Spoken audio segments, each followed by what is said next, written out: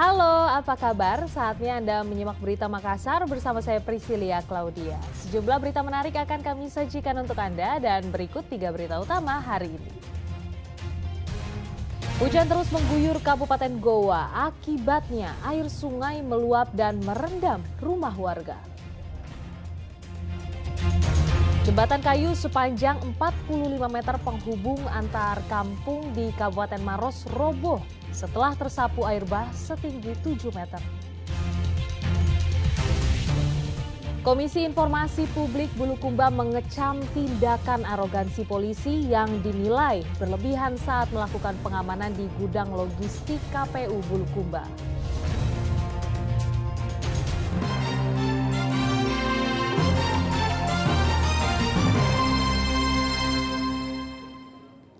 Hujan yang terus mengguyur Kabupaten Goa meningkatkan debit air pada Bendung Bili-Bili. Akibatnya, bendung terpaksa dibuka hingga air sungai meluap dan merendam rumah warga. Selain permukiman warga diterjang banjir, sejumlah wilayah juga terjadi longsor hingga menutup akses jalan warga.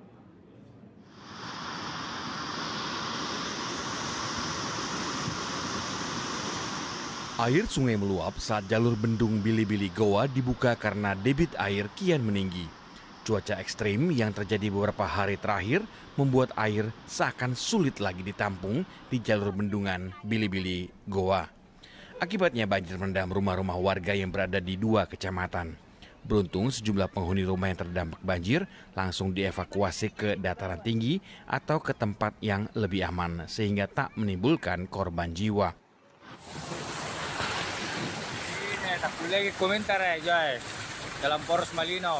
Luapan air juga menggenangi akses jalan warga menuju pusat wisata Malino Goa. Tak hanya itu, tingginya intensitas hujan juga mengakibatkan tebing setinggi 10 meter longsor dan menutup akses jalan warga. Kepada masyarakat sekitar bantaran sungai untuk bisa meninggalkan cari pemukiman atau tempat tinggal untuk sementara yang lebih tinggi, yang lebih aman dari ancaman banjir yang suatu waktu bisa datang lebih keras lagi daripada kejadian tadi sore. Polisi bersama instansi terkait dibantu warga masih melakukan pembersihan dan perbaikan jalan yang tertimpa longsor. Panjang jalan tertutup material longsor mencapai 20 meter. Pembersihan itu menggunakan alat seadanya agar masyarakat dapat melintasi jalan. Andi Muhammad Sardi melaporkan dari Kabupaten Goa. Jembatan kayu sepanjang 45 meter penghubung antar kampung di Kabupaten Maros roboh setelah tersapu air bah setinggi 7 meter. Air bah terjadi saat hujan deras disertai angin kencang melanda wilayah ini. Puluhan warga terisolir dan 80 hektar sawah dan kebun rusak dan gagal panen.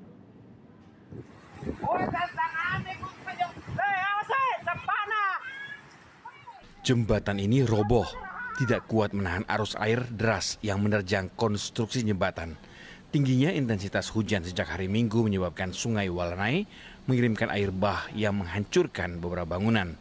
Salah satunya adalah jembatan kayu penghubung antar dusun.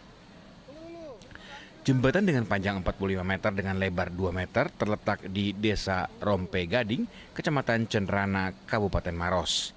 Jembatan ini merupakan akses utama penghubung antar dusun Moncong Jai dan Kampung Putaba yang dihuni lebih dari 14 kepala keluarga. Jembatan ini tak bisa lagi dilalui oleh warga. Sekolah yang berada di kampung sebelah pun kini diliburkan sementara. Dampak dari terputusnya jembatan ini ada 14 kakak di dusun Kampung Putaba yang terisolir sampai sekarang. Satu kampung itu Pak ya? Iya, satu kampung. Termasuk anak sekolah juga Pak ya? Termasuk ada juga anak sekolah yang terisolir. Selain memutus akses jalan antar kampung, meluapnya Sungai Cenranai juga mengakibatkan sedikitnya 80 hektar tanaman padi dan jagung warga mengalami gagal panen. Warga berharap agar pemerintah setempat menyiapkan perahu karet untuk digunakan sementara sembari menunggu dilakukan perbaikan jembatan. Ya, ini kan pas meluapnya air mungkin ada kayu yang besar yang lewat sehingga dihantam mungkin itu yang Tapi memang jembatan ini sudah lama ya Pak? Sudah lama ya. Sudah lama ya? Sekitar 20 tahun. 20 tahun ya Pak. Ini setiap hari dilalui sama warga yang ada di seberang Pak? Iya, setiap hari ini akses untuk pertanian dan warga setempat untuk akses sekolah anak-anak. Ada sekitar 10 kakak di sebelah ya. 10 kakak ya Pak? Sekarang di ini Pak, di apa namanya, di bagaikan ban itu untuk ke sebelah. Untuk ke sebelah ya? Iya, lewat sini kalau sudah ada. Kenapa nggak ada alternatif yang dibilang Pak? Jauh, Pak, agak jauh ya. Sekolah dekat sini. Jembatan kayu ini sudah berusia 20 tahun, namun 10 tahun sebelumnya jembatan ini pernah akan dilakukan rehabilitasi sebelum pada akhirnya roboh diterjang air bah. Raisa Habu melaporkan dari Kabupaten Maros.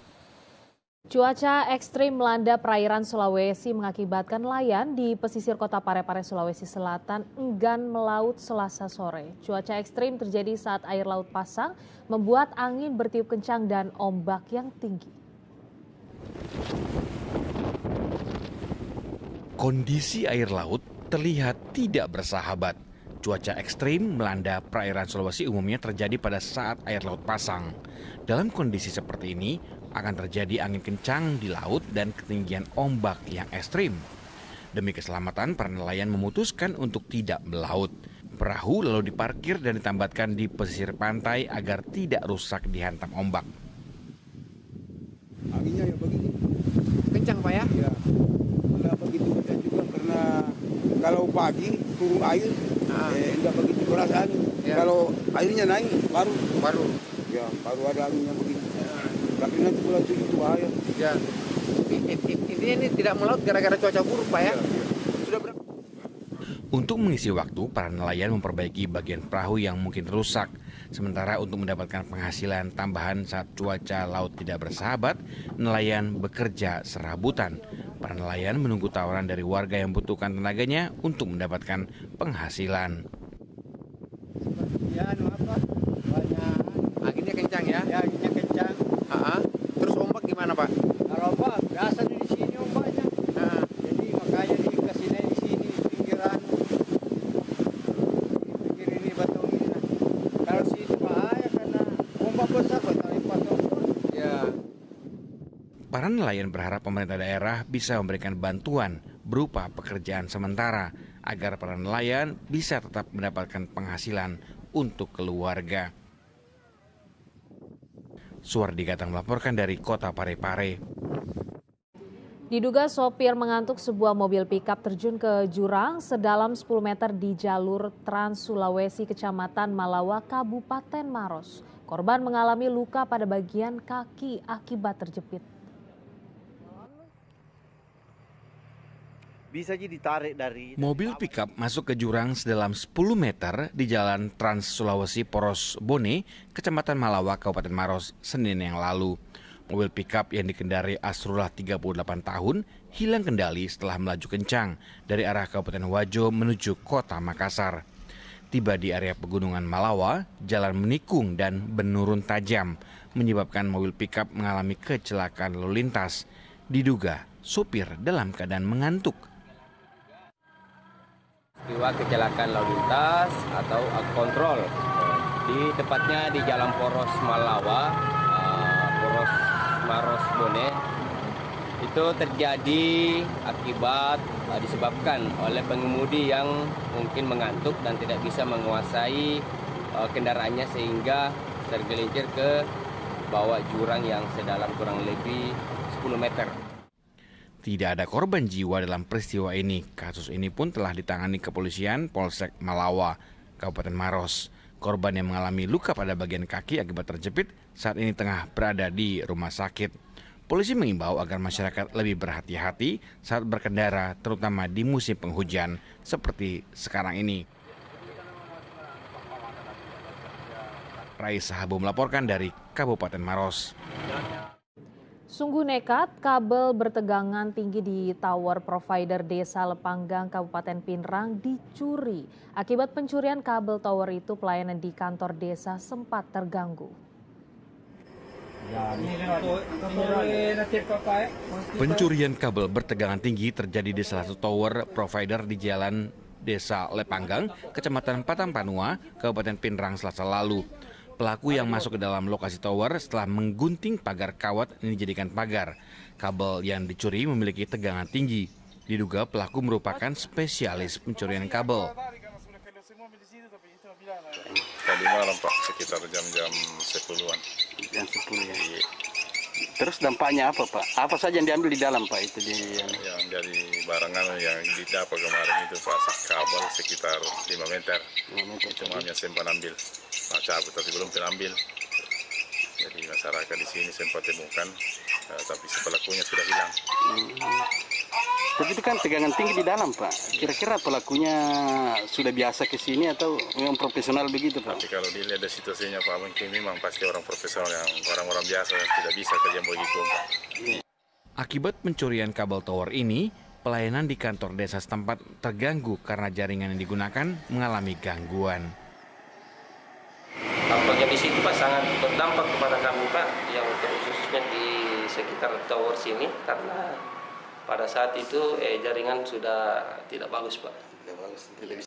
Diduga pencuri tersebut mengincar tembaga yang ada di dalam kabel tower untuk dijual kembali. Kasus pencurian kabel tower tengah ditangani oleh Polres Pinrang. Suwardi Gatang melaporkan dari Kabupaten Pinrang.